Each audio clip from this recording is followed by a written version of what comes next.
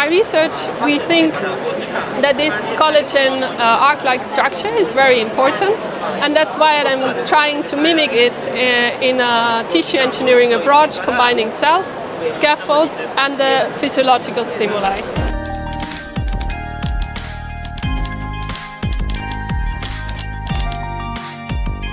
Hello, my name is Kristin Schüler. I'm doing my PhD at the Institute of Bioengineering and Biosciences in Lisbon in Portugal. And my research topic is working on an in vitro model of cartilage in health and disease. So cartilage tissue might think that it's a very easy tissue because it has basically only one cell type. However, if you have a closer look, especially the structure that we find in cartilage is very complex. And so far, there's no cure for patients that have osteoarthritis, disease that I'm interested in. That is, on the one hand, because this tissue also doesn't have nerve and vascularization, and because of this, the regeneration capacity of the tissue is very low, but also the damage is found in the patients only on a very late stage when actually the bones are rubbing on top of each other. So in my research, we think that this collagen arc-like structure is very important, and that's why I'm trying to mimic it in a tissue engineering approach, combining cells, scaffolds, and the physiological stimuli. So, as I mentioned, I have this combination of tissue engineering pillars, let's say. I'm using different types of cells, so I have primary cells from patients.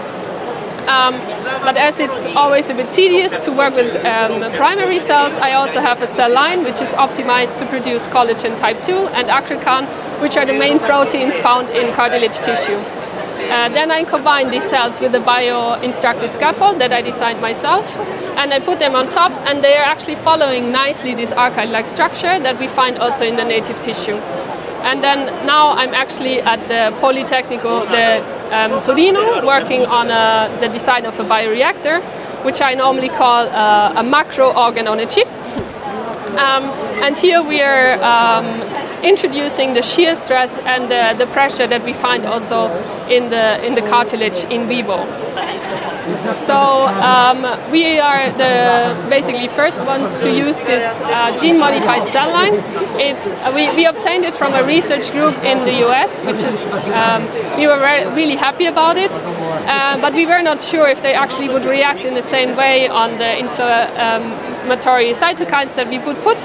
So that was one of the first studies that I did.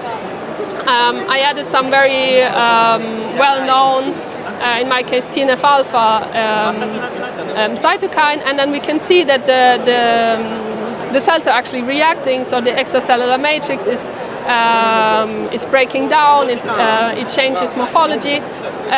Also, we see it in the gene expressions that the cartilage genes are downregulated.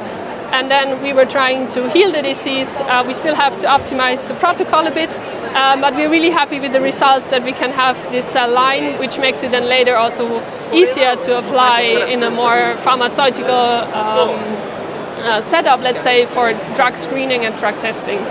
So I know there is a lot of talking about standardization, etc., and it's very important, but don't forget about your creativity. So even with the standardized models, they can be optimized, they can be adapted to your models. So be creative, try to find something, and then it can be maybe translated to a more commercialized model, but in the beginning, keep your creativity and try out something.